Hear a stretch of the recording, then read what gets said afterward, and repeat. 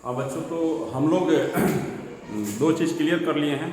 शब्द रूप हमारा क्लियर हो गया, धातु रूप क्लियर हो गया, अनुवाद बनाने का काम हम सीख गए।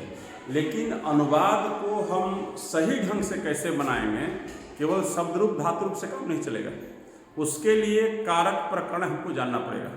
यदि हम कारक को जानते हैं तब तो हम अपठित गद्यांश भी कर लेंगे, पत्र भी लिख लेंगे और अनुच्छेद भी लिख लेंगे और कहीं पर कोई गलती नहीं होगी। ये 100% गारंटी है। अधिकांश लोग क्या करते हैं, पत्र लिखने में अनुच्छेद में याद करते हैं। याद नहीं करना है, बिल्कुल नहीं रखना है। संस्कृत रटने वाली भाषा नहीं, समझने वाली भाषा है। कैसे? अब देखिए, कारक में हम जब सब कुछ जानेंगे तब ना। पहले कारक है क्या? कारक प्रकरण में लिखा है क्रियान्वयी साक्षात कारकम, यानी क्रिया से जिसका सीधा संबंध हो।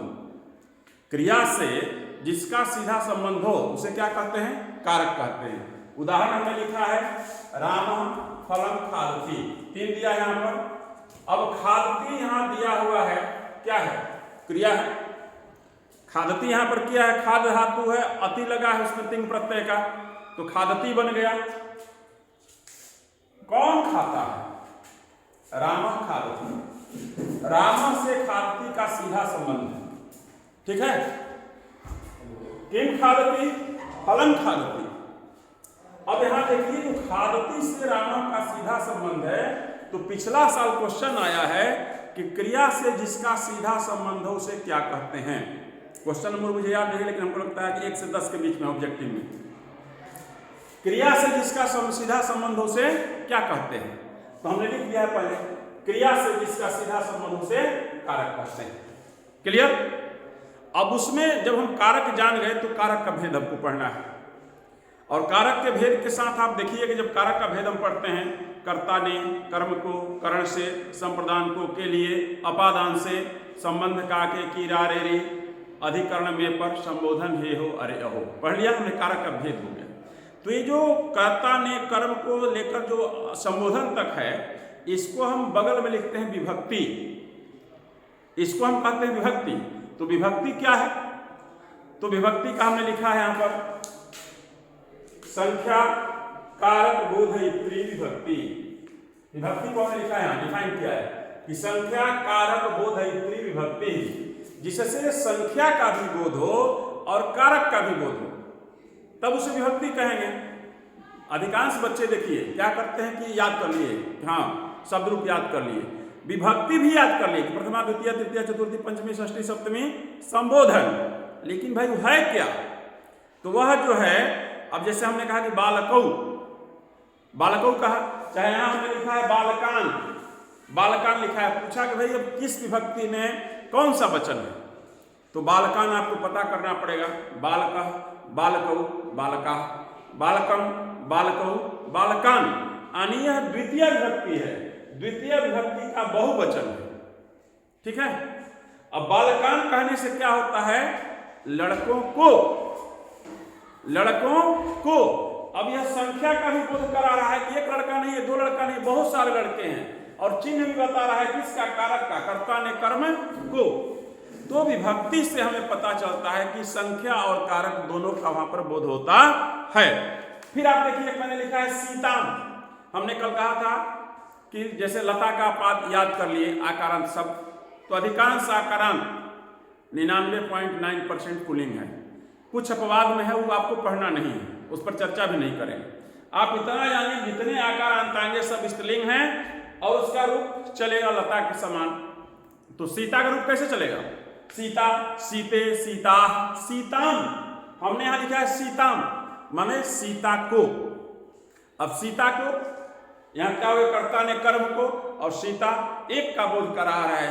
अगर वो रहता सीते तब क्या होता?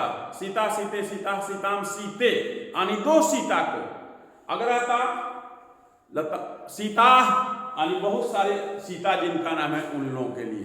तो यहां संख्या और कारक दोनों का बोध कराता है, इसे हम विभक्ति कहते हैं, ठीक है।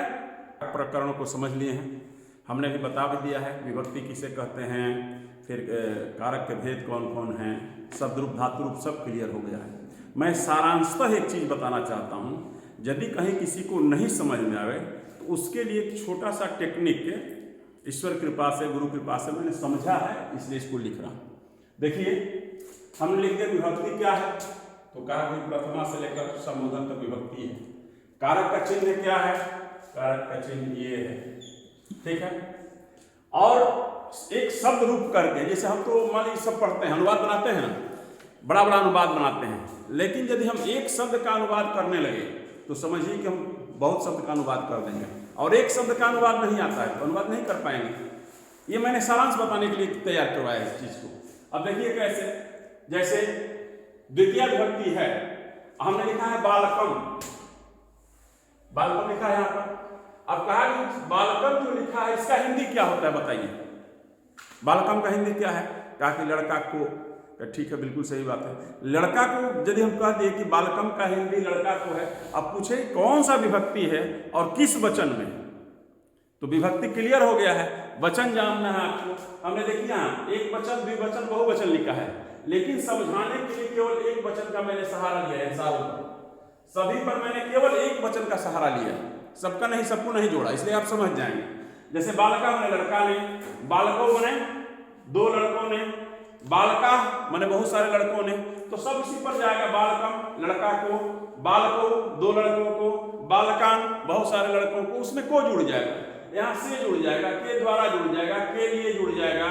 बालका ये जुदाई वाला है, जैसे आप पढ़ते हैं पेड़ से पत्ते गिरते हैं, हम सामान्यतः पढ़ते हैं, हम कहते हैं लड़का छत से गिरता है, ये भी हो सकता है, वह साइकिल से गिरता है, तो साइकिल पकड़ कर गिरेगा, थोड़ा गिर जाएगा धाप से का मतलब जुदाई का है, इसलिए हम लिखा है यहाँ से जुदाई का। बालका लड़का से, बालकस्य लड़का का, लड़के की, लड़की की, स्पष्ट है। आप ध्यान रखिएगा ये की जो है संबंध कारक है, हमेशा जो भी संबंध दिखाया जाए, राम की माँ यही की लिखा है, ये की नहीं होगा, ध्यान रखना, ये शॉर्ट बात। मोहन का भाई, राम के पिता, इस तरह से चलेगा। बालके लड़का में पर, लड़का में और पर,